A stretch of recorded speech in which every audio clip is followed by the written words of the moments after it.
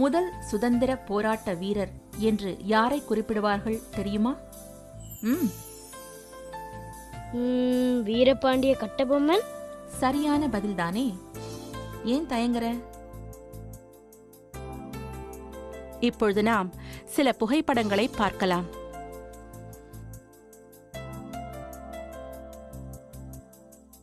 வீரபாண்டிய கட்டபொம்மன் பாஞ்சாலங்குறிச்சியின் சிற்றரசர் ஆவார்.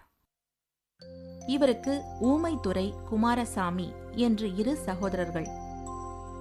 அந்த காலகட்டத்தில் தமிழ்நாடு ஆற்காடு நவாபின் ஆளுகைக்கு உட்பட்டிருந்தது. ஆங்கிலேயர்களிடம் நிறைய கடன் வாங்கியிருந்தார் நவாப்.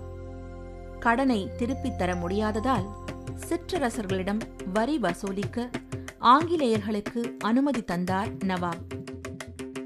ஓ, அப்படித்தான் ஆங்கிலேயர்கள் நம்மை அடிமையாக்கினார்களோ? ஆமாம், எல்லா சிற்றரசர்களும் வரி செலுத்தினாலும் கட்டபொம்மன் மட்டும் எதிர்த்தார். ஆங்கிலேயர்கள் பல வழிகளில் வரி வசூலிக்க முயன்றும் முடியாமல் போயிற்று.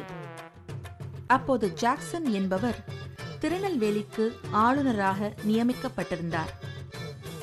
18/8/1798 பாளையங்கோட்டைக்கு வந்த ஜாக்சன் கட்டபொம்மனுக்கு கடிதம் எழுதினார்.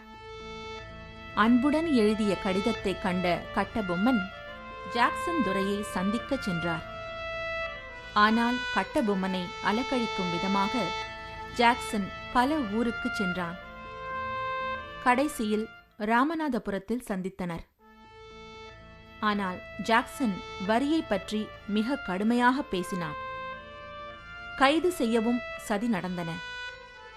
ஆனால் கட்டபொம்மன் அங்கிருந்து தப்பினார். பகை அதிகமானது. இருப்பினும் ஆங்கிலேயர்கள் பணிந்தனர். காரணம் கட்டபொம்மனின் பலமும் வீரமும். 1799 பாஞ்சாலங்குறிச்சி மீது படையெடுத்தனர் ஆங்கிலேயர்கள். நவீன ரக பீரங்கி போன்ற ஆயுதங்களுடன் போரிட கட்டபொம்மன் தோற்றார். கட்டபொம்மனும் அவர் தம்பியும் தப்பித்தனர். கட்டபொம்மனை உயிரோடனோ அல்லது பிணமாகவோ கொண்டு வருபவருக்கு 1,00,000 பரிசு. புதுக்கோட்டையில் எட்டப்ப நாயக்கன் நயவஞ்சகமே கட்டபொம்மனை காட்டிக் கொடுத்தது. தஞ்சம் தருவதாக கூறி காட்டிக் கொடுத்தனர். ஆயுதம் இல்லாத நிலையில் சிறைப்பிடித்தனர்.